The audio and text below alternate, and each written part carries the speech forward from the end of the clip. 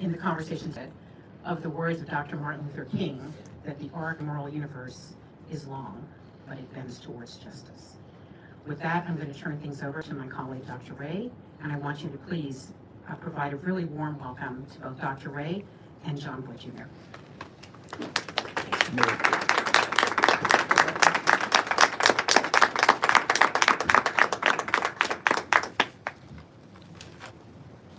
All right, thank you all so much for joining us today. I'm super excited for this conversation. And of course, we thank Dr. Camille Bousset, Vice President of Government Studies, for that warm introduction, and also to President Rouse and the rest of our colleagues here at the Brookings Institution. I am honored to be sitting here with John Boyd Jr., founder and president of the National Black Farmers Association, owns Boyd Farm, which is a 1,500-acre farm in Virginia. His political appointments over the years have included being appointed by then Virginia Governor Tim Kaine to serve as co-chair of his policy committee on agriculture and forestry during the transition period. In 2000, Boyd was appointed by President Bill Clinton to serve on his administration's Tobacco Commission. And prior to that, he was appointed by then Virginia Governor Jim Gilmore to serve on the Virginia Tobacco and Community Revitalization Commission. Those are just a few of the things that he probably won't mention here today. So I definitely wanted to talk about that political context. And in that, again, we are honored to be here. Before we dive in, John, to talk about the current settlement and its status, I want you to talk about your family. You are a fourth-generation farmer. Talk to us about your family, how you got into farming, and then also the ways that farming intersects with wealth, enslavement, and politics in America. Wow, what a loaded question for me. We can break it. Yes, thank you. First of all, it's an honor and a privilege to be here. And very early on in my career, I came to listen to many great speakers here, the Reverend Jesse Jackson, Vernon Jordan, well, others that I listened to here at the historic Brookings Institute. And one of my dreams was to speak and be a part of a platform here today. So one of my dreams are coming true today. So thank you very much for having me. I'm joined today by my wife, who's here, Kara. And she's brilliant in her own right. So my daddy said, John, you married up. So I done pretty good here. I'm a fourth-generation farmer from Boydton, Virginia, slave name.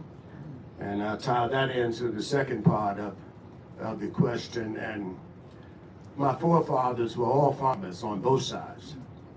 My mother's parents, they had 9 children. They were sharecroppers, Lee and Ruth Robinson. And I was partly raised by them, and I learned the art and skill set of shucking and jiving, because they ran a shot house, and they were tobacco sharecroppers. So I was partly raised by a sharecropper, and Granddaddy Lee died as a sharecropper.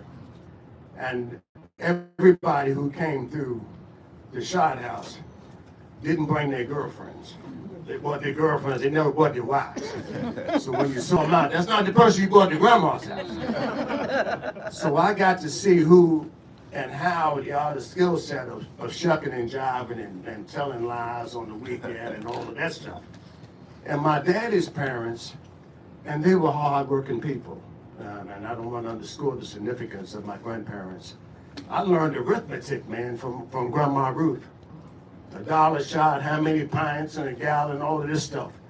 I learned as a little boy from Grandma Ruth. I was too young to hang out with the older cousins, so I was the oldest of the little kids, and I saw everything that went around the house. So God was preparing me for the journey that I had in front of me. And my dad's people, my daddy was the greatest man I knew in the flesh, and he died in 2022. He taught me everything: 1, how to be a man, and 2, how to farm. He taught me how to tie a Windsor knot on my leg, and he said, you wear a white shirt now, you can go out and get a job any way you want. and he taught me how to plow a mule. He said, now, if you can plow this mule, John, there's no job in the United States that you can't do. And farming, people, is the hardest occupation known to man. It's sun up to sundown, 24/7, and you have to have, I told my wife when I asked her to marry her, I said, well, I got a girlfriend. She said, well, you got a girlfriend? I said, yeah. My girlfriend is Mother Nature.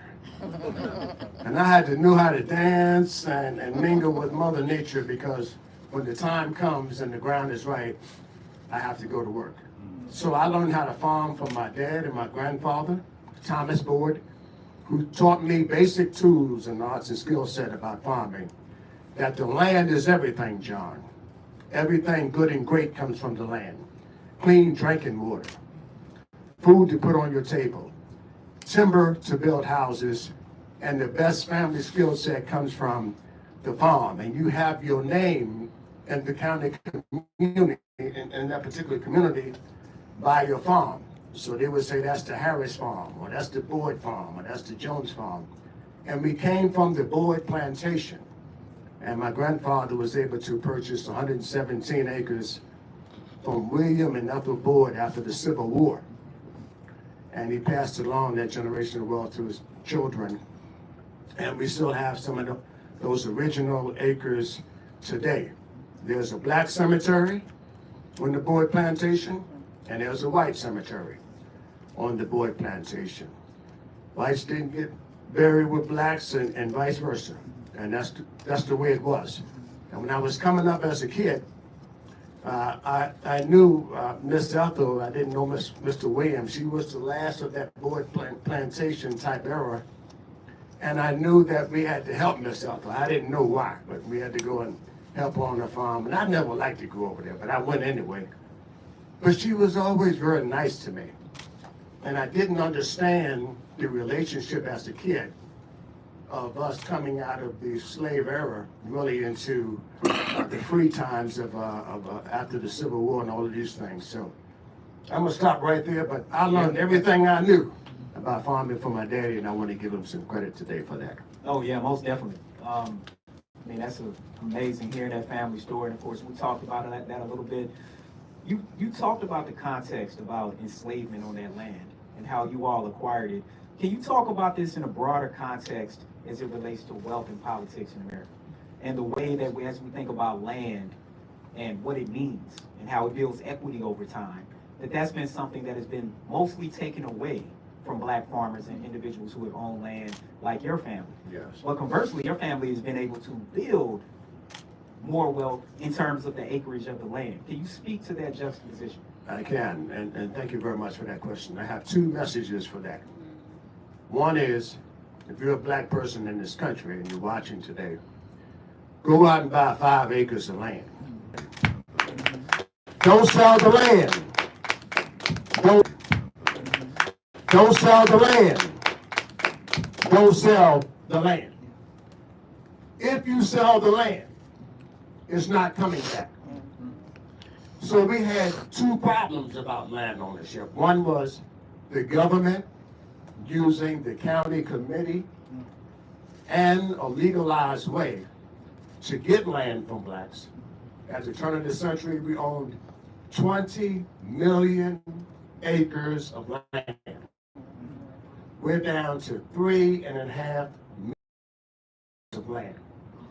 There were 1 million black families in this country that own land at the turn of the century. We're down to 50,000 black farmers that make a living farming here in the United States.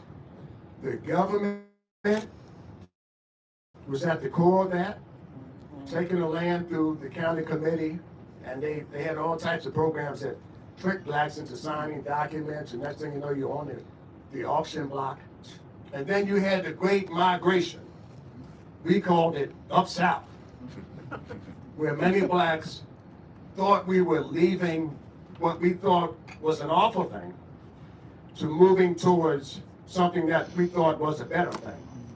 The Great Migration turned into, if you lived in Alabama and Mississippi and Arkansas and Louisiana, you drove straight ahead to Michigan and Chicago looking for a better way of life. If you lived in the Carolinas and Georgia and places like that, you drove straight ahead to Washington, D.C., where they want to take away now, you know, and straight ahead to New York City, where my parents did, and we moved back. So we left the land thinking we were doing something great. Instead of one family member staying on the land and the other children leaving and then giving back to the farm to help keep it in the family, many of us after Daddy died said, you know what? I ain't never going back to Boydton, Virginia. I'm gonna sell the land. If you sell the land, it's not coming back. So the government isn't responsible for that piece of it. We are.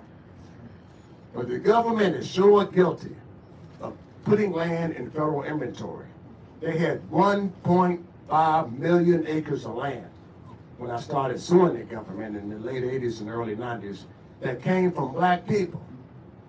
The minute we started suing the government and started making progress in the federal court, USDA went on a national campaign to sell all of those acres out of federal inventory. And I'm getting ahead of myself, so I'm gonna stop there. No, you rolling. This is exactly it. I mean, on that point, let's talk about the founding of the organization. Let's talk about the founding of the National Black Farmers Association, which you founded in 1995. And you just gave us some statistics, and I just want to repeat a couple of them to make sure people really understand. A century ago, it was roughly 1 million black farmers, and today make up only about 1%, 50,000. And then when we talk about land ownership, you mentioned how that plummeted. Black people now owning only about 2% of land in the U.S. How did these trends inform the founding of the organization and its work? And in doing so, walk us through some of these initial court cases in the 1990s, because I think a lot of people, and we'll get to that in a second, of course, some of these big numbers that people have seen, but walk us through 3 decades ago in terms of what you were thinking, what you were doing, and how these trends were informing the organization. Well, a couple of things. One, I bought my first farm when I was 18. You see, people, I never wanted to do this, what you see me doing today. But God gave me the gift of this. I actually had a speech impediment as a kid. And when I was thrust out here into the limelight, I said, man, I can't do this. And God gave me this gift. So this thing has become my best friend. But when we started the movement, we actually reorganized in 1995. We were around since the 80s. And some of my mentors, I was 18 years of age, my mentors were Linwood Brown, Sylvester Warren, very older black farmers in the area that kept me clean in the beginning of the movement. So this whole movement, I always visualize it in the triangular effect. You had the executive branch, legislative branch, and the judicial branch. And I tied them all together in that triangle effect. So I was suing the government, which was completely taboo in the 80s. And I started picketing the United States Department of Agriculture using my mule, man. I name my mules, always give them names. Media loves names. They love names, man. I caught on quick. And I named mine 40 Acres and Justice.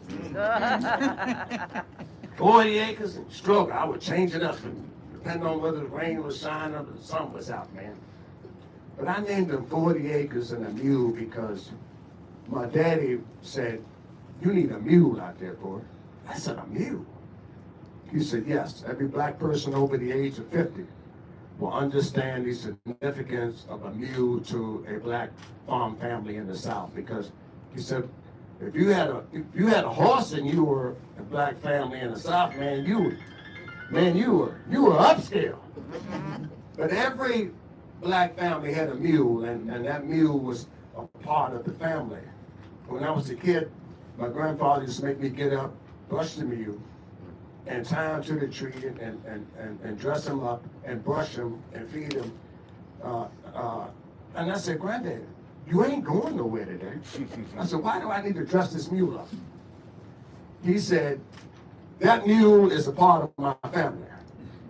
He said, that mule is my work. That mule is my transportation. And if I have to go somewhere, I want him to be ready.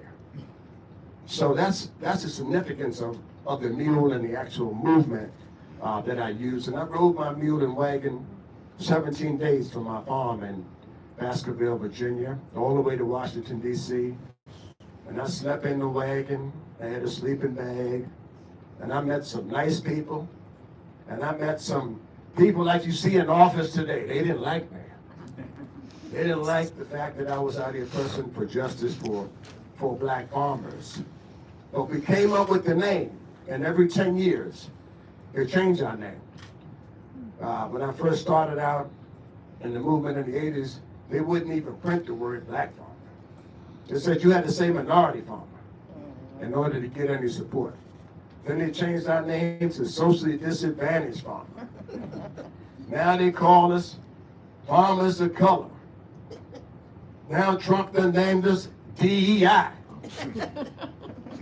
All they do is change our name, but when we were upstairs in my house, it was in the month of February, and it got dark very early. And we were debating on the name of the organization.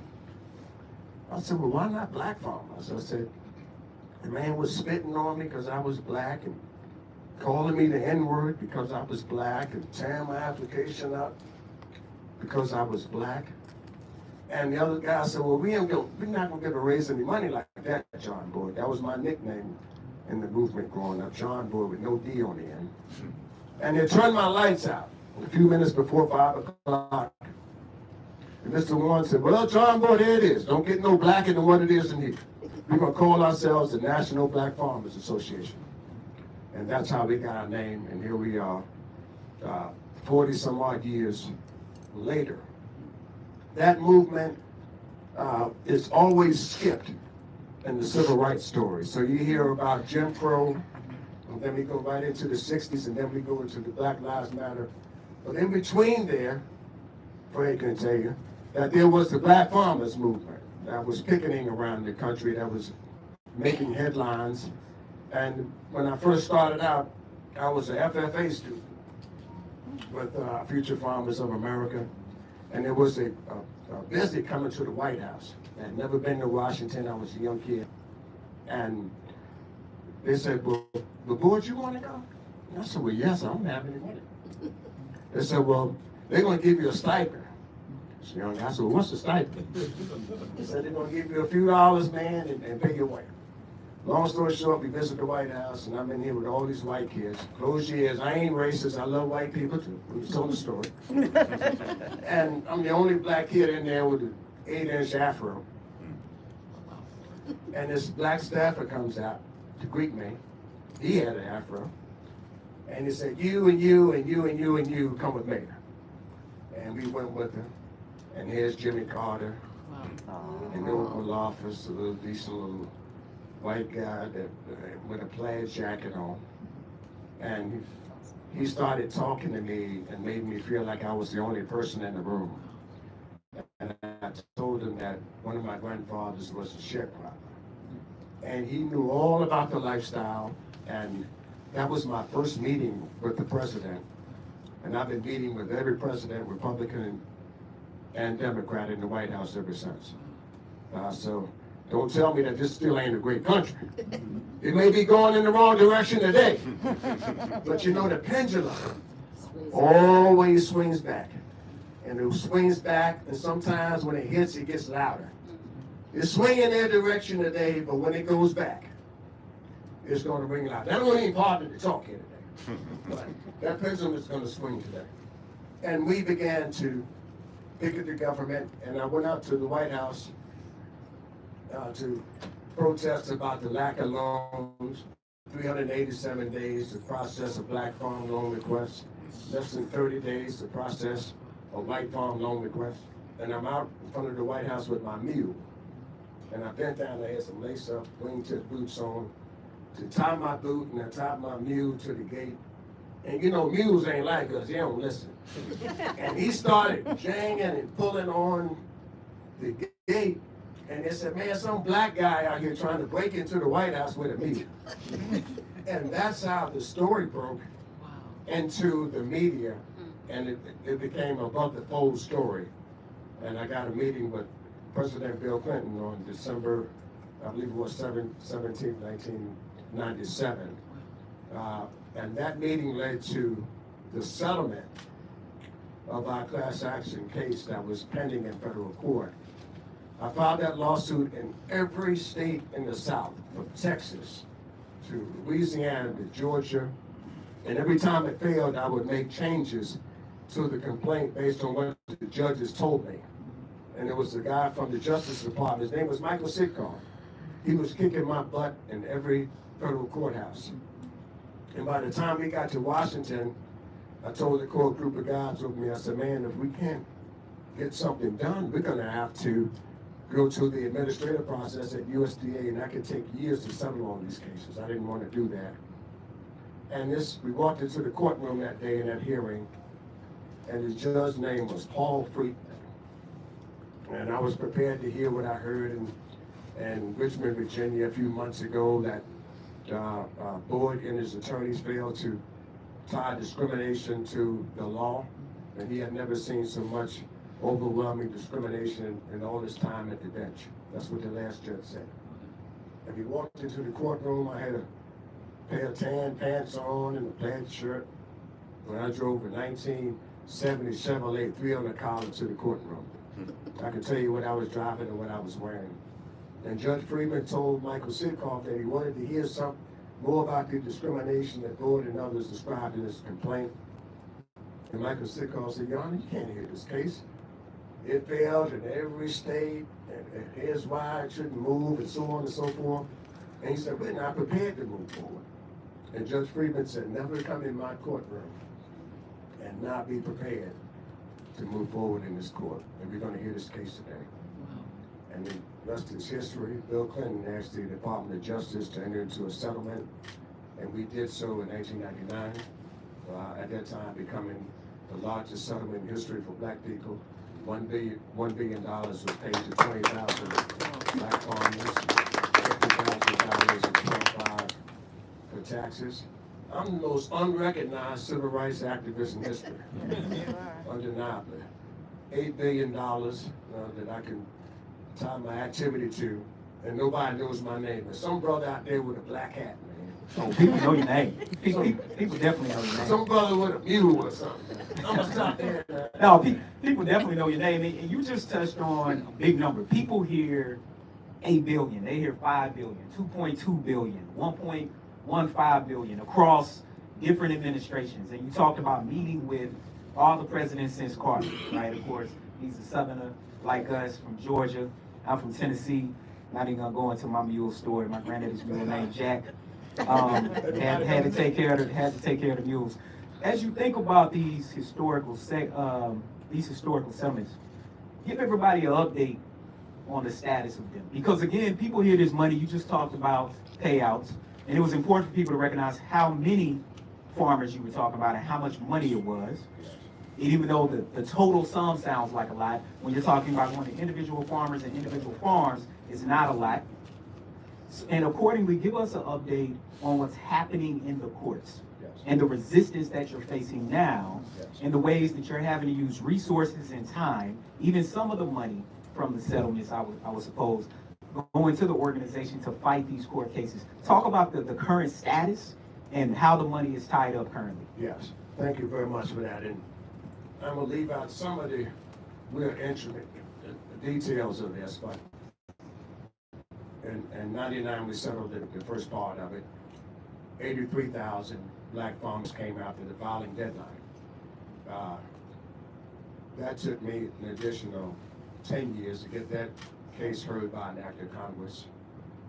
The bill failed 11 times before it finally passed in the Senate for $1.25 billion that was signed into law by former President Barack Obama, who was the lead sponsor on the bill before he became president. And the co-sponsor was Senator Biden. Little did I know that both of these men will go on to be president of the United States And when President Obama said, hey, board, I'm gonna be the lead sponsor, he said, I may make a run for president, man. I may need you. This is how we talking. So I may need you to help me. And I'm a veteran by then. And you know how, hey, man, yeah, you know, whatever you need me to do. So I get the call to come to Columbia, South Carolina. He had just introduced the bill. And he said, Stratmonier said, well, board, O wants you to come to South Carolina to talk about the effects of the bill and how it people in the South. And I told him, absolutely. I said, Columbia's a couple-hour drive from my farm. I said, I can be there. I walk into a room maybe about the size of this. And there were more cameras than it was people. And Barack Obama says, Senator Obama at that time says, we got John Boyd here, president. This is when they say he won't black enough. We got John Boyd here, president of the National Black Farmers Association. And he's endorsing me to be president of the United States. Come on up here, John. And I came up and I talked about the bill, and I'm a veteran by now. I talked about the bill and the effects it would have if we can get it moving in the black community. And a reporter stood up and said, well, John, I didn't hear whether you were supporting Senator Obama. I said, oh yeah, I'm endorsing him. That same brother that I told you about that took me in to meet Jimmy Carter, his name is Ben Johnson. It's the same person who took me in to meet Bill Clinton.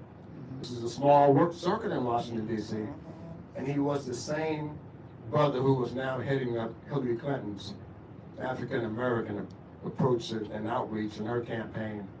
And he's the only black man that ever let cuss me because he's now my mentor. And he said, you've been out 8 years with George Bush, and you're going to be out 8 more years with Hillary Clinton for endorsing this guy. And my brother says, John, what's the worst thing that could happen? Senator Clinton wasn't on your bill. This guy's the lead sponsor. He said, just go out there with him and see what happens. And he turned the corner. And I turned the corner with him. And was later interviewed to be Agriculture Secretary. I didn't get the job, but I can tell you, if I had him, it'd have been a much different road out from here to what you see today. And I'm telling you these stories because in a fast manner. That's the second part of that. And December 8, 2010, we signed the Claims Remedy Act that allowed an additional 20,000 black farmers to have their cases heard that received money to have their cases heard based on merit. Former Senator Ted Kennedy was a huge sponsor of that. During that time period, he became ill and had to find another senator to be the lead sponsor. And Chuck Grassley, I know many people don't like his politics, but I like that old guy. Let me tell you why. Because when he told me yes, it was yes. And when he told me he was going to vote yes, he always voted yes. And he didn't change his mind, and you couldn't make him change his mind. So he remained my leading senator on the Republican side. And those advocates that are watching this, no matter what party you align yourself with, you got to have yourself a few go-to friends on each side. If not, you'll be out here standing out here with a picket sign for 50 years. That's my advice to you today. Go out and make yourself some friends. And then I'm going to bring you up to where we are. And then today, I worked on both of those complaints. We never got debt relief. I was after my land the whole time. As a matter of fact, I started the movement because I was facing foreclosure. They foreclosed on one of my farms, and I was able to save the second farm from President Clinton and Dan Glickman issuing a farm moratorium that saved my farm on the auction blocks, and I still have it today. So there is a difference in politics, whether people try to tell you this or not. And we never got debt relief. So I started petitioning Congress to get debt relief. It was in the Farm Bill in 2016. It was taken out during conference. And you guys know about midnight what happens. Some strange things happen at midnight. It took the language out. I woke up, all of a sudden debt relief went in there. Going forward to 2021, we finally get debt relief in there, $5 billion for black and other farmers of color. And I was the happiest man alive. Stephen Miller, the guy who was following me around on the Hill, coming to all of my congressional briefings, taking notes, came up with a crafty message about anti-discrimination and white farmers getting left out, and started suing us in federal court to block the $5 billion to black and other farmers of color. He was successful in Florida and Texas, and I had to raise money in each one of those states that he filed a complaint in. I had to raise money and hire law firms in each one of those states to defend our position and get our language into the courts. After we became successful maybe once or twice in that manner, the Biden administration repealed the whole $5 billion and broke it down in the different languages that they thought would be helpful. Long story short, we didn't get the 120%. I thought it as a broken promise. I related it to 40 acres and a mule, because this is the mechanism that contains land ownership for black and other farmers in this country. We didn't get it, and we went to court last week here in Washington and made an appeal before a three-panel appeals judges, and asked them to move the case forward because we see it as a broken contract. Black farmers signed it. We made changes based on USDA's communication with us. 100% to pay the loan off, 20% for the taxes, 120%. We did not get it. I want to be clear.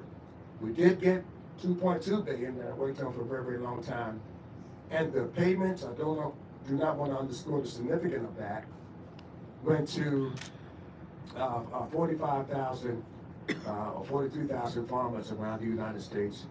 The MBFA held 60 meetings around the country, online Zoom calls, and it took, and my wife is here, I want to give her credit for this, that she's done a marvelous job of helping us organize our staff to go out and meet with these farmers and take these calls day after day.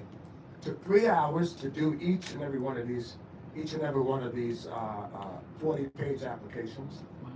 We've done it, turned them in. I didn't like the process. That's the process that we had. 42,000 got checks. The others didn't. And here we are today. We didn't get debt relief. But I want to tell you, I ain't giving up. I ain't giving in. I ain't giving out. I don't care what the president says. Guess what, people? There's someone up, way above him. And he's watching and he's looking down. And he don't like what he sees today. So you're stomping on the little people today. But eventually the little people will come together, and it's more poor people than it is rich people in this country. And history has shown us that the little people always rise. It may take a little bit, but they're going to rise up above this nonsense that you see going on here today. And I'm going to take a break because I'm getting emotional right now. No, we like it. Everybody's listening. Everybody's listening, especially me. I got a few more questions, then we're going to open it up to the audience. You mentioned different political parties, presidents, individuals who've been involved. You hold everyone to task, and accordingly, it's important that you noted that there is a difference in the support. And the current administration has dismantled USAID, USAID, depending on how people want to say it, and implemented tariffs on different countries. And you've talked about the impact that has on prices, the impact that has on farmers, from soybeans to fertilizer to everything and the like. Can you talk about how substantial these changes are? Yes. Not only how they affect farmers, but also how they affect Americans more broadly. Yes. We're heading for the worst economic times in history for America's farmers right now today. The president immediately came in, and I believe in giving the person the office of the highest land respect, Republican or Democrat. The president of the United States came in and said 10% tariff on China, 25% on Mexico and Canada. All of those things are a direct impact on our nation's farmers. Large-scale farmers are going to hurt way more than black farmers in this country. I can promise you that. It creates uncertainty in the agriculture sector. The last time President Trump was in office, he came in and imposed tariffs on China. The prices, I was making money, man, when he came in. $16.80 a bushel. I was selling soybeans for. He came in, imposed the tariffs, didn't have any other markets in a line for America's farmers, and the price fell out the bottom. It went down to from $16.80 a bushel down to $6. So those of you, you would have to do your same job for 50% less pay. Total, it's difficult to do. Those tariffs are going to hurt America's farmers. It's hurting our reputation around the world. USAID, they came in and they said, oh man, we found some fraud. We found some funding and stuff that was spent wrong. Well, good. Take that money and invest it back into America's farmers. Take that money and invest it back into the American people. But leave the food program that feeds 58 million people, needy people around the world, in place. They don't want to do that. So instead, they'd rather have stockpiles of corn and soybeans and wheat at these buying stations where USAID has already purchased the grain. They're going to sit there and rot. It's going to rot. Why not give it to needy families here in America, or needy groups that can, the logic of what they're saying is good isn't good, people. I'm telling you it's not. I am a farmer. The issue with chickens right now.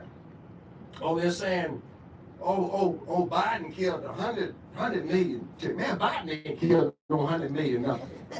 This is great. Listen. Bird flu. You have the issue with bird flu, right? We have black farmers right now that can't get loans to upgrade their contracts so that they can put a new flock of chickens in their house. I raised poultry for 14 years. You have to have your house up to standard to raise these chickens. You have to have the technology and the lines to come in to pick the eggs up. All of these things have to be placed. But when you can't get a loan, this administration came in and they said, what? We're going to freeze the loans and grants. First thing they did is cut off money to the MBFA. People out there, we need money. We need it now. Give it to this organization. I'm going to make that plea. They came right in and cut off all grants to anybody that looked like us, black people, and went through those contracts and cooperative agreements at USDA, cut all that off. All this stuff ties to USA because the people that they were helping look like me. Tanzania and South Africa. In fact, this president wants to bring South African farmers to the United States and give them a homestead from grazing lands from Native Americans and inventory land from USDA and provide white farmers here from South Africa, bring them here, but you won't help black farmers in the United States. And you're trying to tell me something isn't wrong with that. You won't help Hispanic farmers. You won't help Native American farmers. But you're going to bring farmers from South Africa into the United States and give them a homestead. Huh? Black people ain't never got a homestead in this country.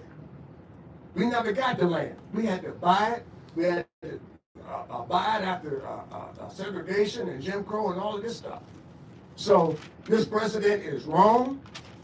He's wrong for this time in history. He's wrong for what he's doing to our country.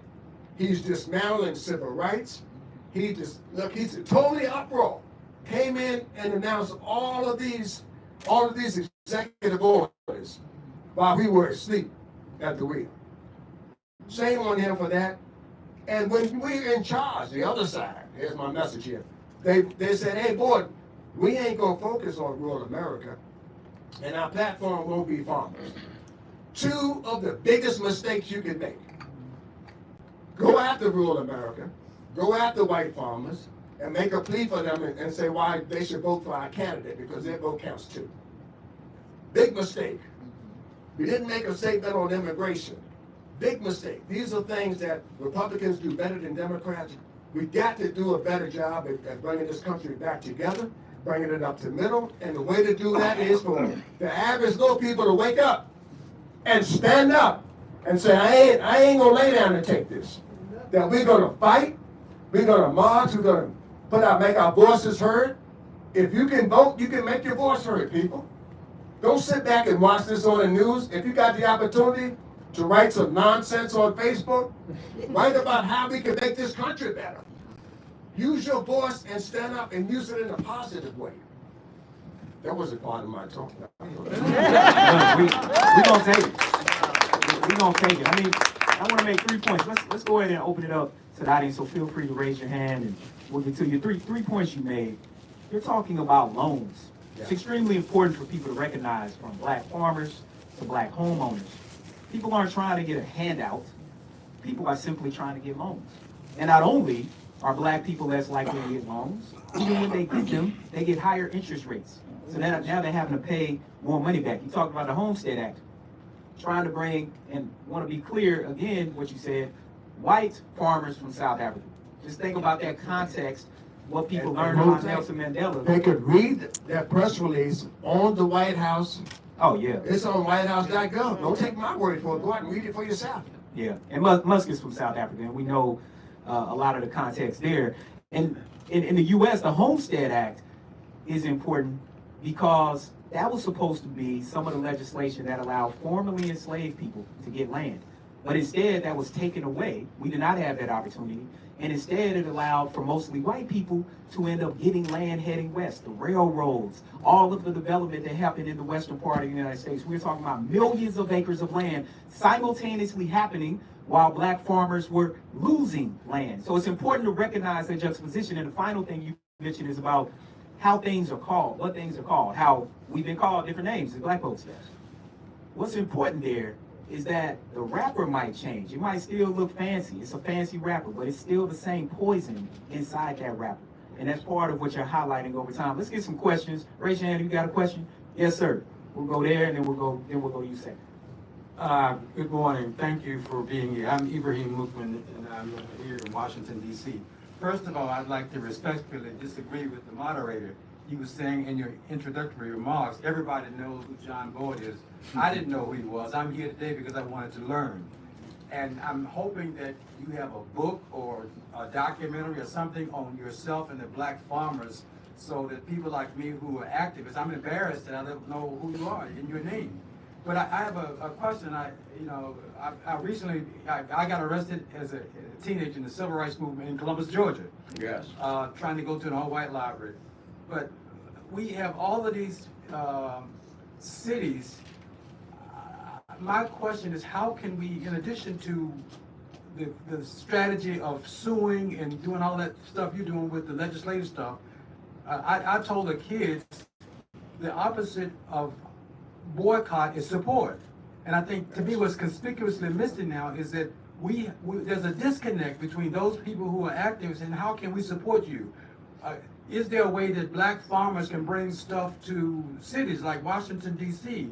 and sell it? I know that there are many places in the city that have people who come in with farm stuff a couple of times a year and stuff. And that way, in addition to the legal and stuff from the court, we can also take our money and buy things because you can help earn your way out of this. Man, you said another speech, man. You got to invite me back here so I can just address your question. But I'm glad that you know about my work, and I'm hopeful that you would spread the word to others that you're in connection with. When people think of farming, and especially for black farmers, they think of us as just truck farmers. Agriculture is made up of primarily two types of farming.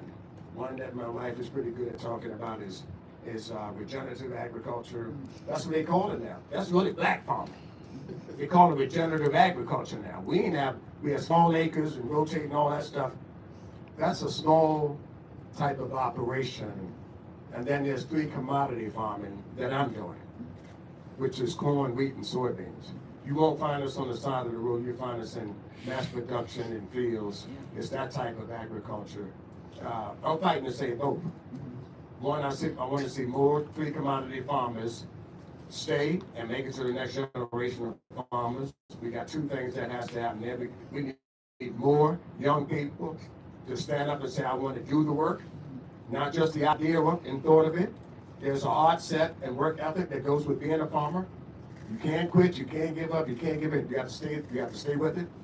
I'm recruiting those type of people, and the small scale farmer that you would see beside the road that sell fresh fruits and vegetables. We want to do a better job at connecting with people like you that can support us. So the next year we're going to be doing more of that because the government said they don't want black farmers. And guess what? When you tell me you don't want me, I don't want you either. and we're gonna make those changes. I don't really need a mic for real. Oh, we need the people online need to hear you. Okay, yeah, I don't need one. I don't like to use mics for real. But I'd like to say thank you for the time today and the great wisdom you gave us on your experience and your history within the industry. I didn't know much about you before entering today's space. I'm only 24 years old. Went to Morehouse, so I'm trying to, help the future advance and things like this. So my question to you is, how, as a community, how can we take that next step in continuing to, get these policies changed to continue to, pull on to places like DC, places that has prominent black communities but don't have people that's around to show you these ways and, how to buy land and stuff like that. So, One, become a member of the National Black Farmers Association. That's the first thing you can do. And the second is we can help you identify a black farmer in your area that you can form a relationship with, that farmer can mentor you. We have regional conferences. We have a national conference every year.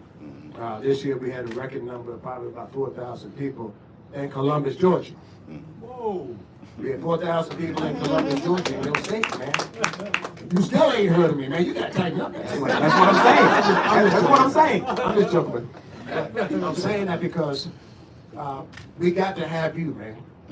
Your face, your beautiful face. You're the next generation that it's not about me anymore. I'm the average age of a black farmer now. So we need people like you to step up, get involved, and I got to have you. So we get connected today. Website. Thank Our you. website is www.blackfarmerswiththeS.org. It's our website. Our phone number is 804-691-8528. Join today. And if you're not a farmer and you just want to support, make a donation. We need help. Yeah. And there are some first-time home buyers programs too in most places. So if people don't currently own, that's also one of the first places you should look into. It'll take you through a course that can be extremely beneficial for learning the ins and outs of the financial side of real estate. Yes. Yes, good afternoon. Thank you, Dr. Boyd and Mrs. Boyd, for having this event. Two-part question. To your point of white South Africans coming to the U.S., how would you suggest that we fight basically a continuation of colonialism? And then the second part question is, how do we get the world to see black farmers as titans, forerunners, using updated technology? To your point, I'm not sure that they see us in that light. A couple of things. One is, when we have all the social media where we out here sharing this stuff. And I did a post here last week. I don't know if it was on TikTok. I ain't never been on TikTok in my life. They said, man, if you want to reach this younger generation. You on TikTok though, John. You ain't been on TikTok, but you on TikTok. Yeah, I'm on TikTok. So, and my wife says, well, they only listened to 17 seconds. and they're off to something else. That's the problem. And a lot of the stuff that we need to be reading, we won't take the time to read it. And my message to the young generation is turn off the nonsense and get educated and get involved. That's the message. And because guess what? The other side is, every morning you turn on the news, guess what they're doing? They're announcing some new executive order.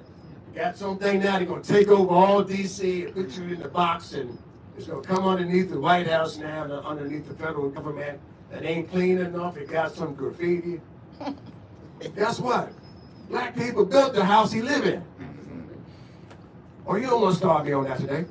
So we got to start somewhere, and we have to work together, and we have to have the mindset to do it, to stick together. listen to me when I say this. All we know how to do is branch off. A previous secretary said, well, to get rid of John Boyd is, all we got to do is fund a few splinter groups, and they'll turn on each other. I'm telling you today, that's not the way to do it. Stick together. You can go out and start your splinter group, but support the brother up top that's out fighting the way and paving the way for you. Yeah. So let's see how many hands we have. Okay, we're gonna try and do some rapid fire. Let's get you. Yes. Then we'll go to the back, then we're gonna come back up here because your hand was up earlier. So let's just see if we can get a few of these questions and then get you to respond a few. Yes. Yeah, thank you. I will be very quick. You mentioned in your conversation regarding the SNAP program that is being cut back. So do you see a way where there are various programs, there are various brands that sell directly to the consumer? So do you see a way where you can connect directly with the consumer? Because we know across the country, there are issues relating to food desert, especially in rural communities. So as a farmer, is that something that you're looking into to address these issues? Yes, we are. And Let's get the second question too, and then we'll get you to respond. Then we'll come over here. Yes. Good morning. I'd like to just bring up issues that black farmers, being a farmer myself, have problems with, and how can there be more education on and literature on assisting farmers that apply for various loans and cannot get information to assist them. To give you a recent example, applying for a loan as a reed farming, introducing it to the farm. I've been a farmer all my life, but going back into it full force now.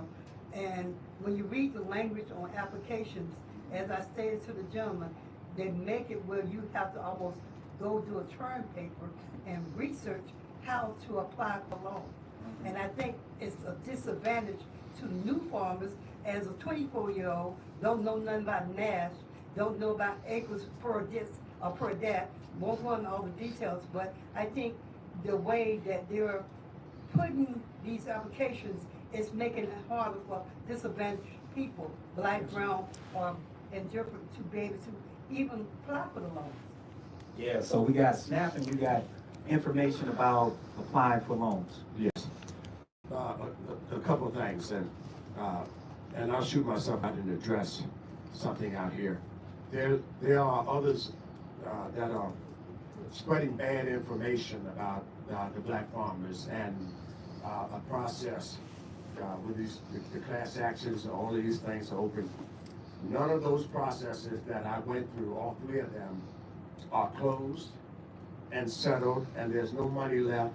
And if people are out there, we have people out there scamming people, charging them $100 for an application in the Deep South, where it's hard for us to get out there.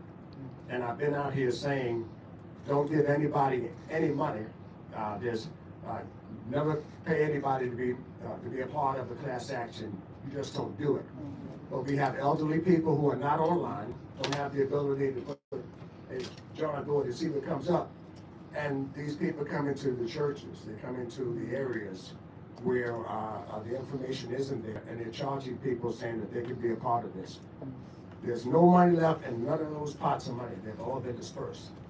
So for people that are watching this, if somebody's holding a meeting saying, pay me $100 or $200 for an application, don't do it. We do have a complaint with Ben Crump on the chemical case, has nothing to do with this one. And debt relief, you have to already be a part of that process. Don't pay any monies to be a part of any of that stuff, so I want to be very, very clear on that. So I had to take a minute to address that, and if I missed that, my wife would scream at me all the way home. No problem. Go ahead. Christian Richard. Oh, SNAP. SNAP. Well, food stamps. You know, they put agriculture and farmers into the same bill. I think that hurts us. They really should separate food stamps from actual legislation in Congress. The Farm Bill is a massive bill. Matter of fact, we don't even have a passed Farm Bill. We're acting on a continuing resolution. Wow. And this president, it won't be surprising to me that he's going to want to begin to mess with, there's another word for it, but I'm a religious man, I can't use that word. But he's going to want to mess with food stamps too. There's things that we can do to be prepared as farmers, to have healthy foods. You can start growing food in your backyard. You don't have to, be a full-time farmer. You can, if you have 2 acres of land and out in the country somewhere, out in the suburbs, you can put a food plot right in your backyard and plant you some tomatoes and onions and cucumbers. And guess what? There's no chemicals on it. The food is healthy for you and your family, and it tastes different, and you'll feel different, and you'll look better too, I promise. Roofs and window seals. Yes. No minimum land size requirement. No land size, no land size requirement, and then you have to get a farm serial number. That's another speech. Y'all need to bring me back to the brothers and We're gonna bring you back. Go ahead, sir. Go ahead, I really appreciate the talk. I appreciate your points. And You gotta speak up, and I've been attracted 40 years on the yeah, sorry. There you go. That's my man. Christian Bouchard, I appreciate both of your points. I was reading online before this just about the constitutionality of targeting specific policies, specific groups. Obviously, look, you speak about the backlash, the Trump backlash, Reconstruction era, Black Lives Matter, how aggression just recycles itself and comes back, and we solidified advantages in making a National Black Farmers Association for Black farmers specifically. I think something I've seen is like the issue of when we get benefits from national policy, receiving it at the same time as say poor white people or other groups. That's sort of an issue in American culture, is the timing and reception of benefits and aid. I was wondering, in areas or times when we've gotten the advantage, obviously you just want a settlement of $2.2 billion, where we get the restitution from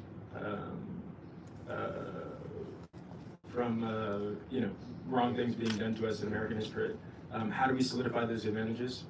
Do we solidify them by making cross-cutting cleavages, unions with other groups, and trying to move forward alongside people in the same socioeconomic status, or is it proper, or does it work still to focus on Black issues from the perspective of a Black farmer? I know you spoke a little bit sometimes in the talk about needing to create connections with poor white farmers, poor Latino farmers in California. The focus is different on issues. It's more of a Latinx and Korean and Chinese and Japanese issue tied to labor unions. But I just wanted your opinion on that. There's 2 ways to make changes, and hold this stand, and I've been doing it on both.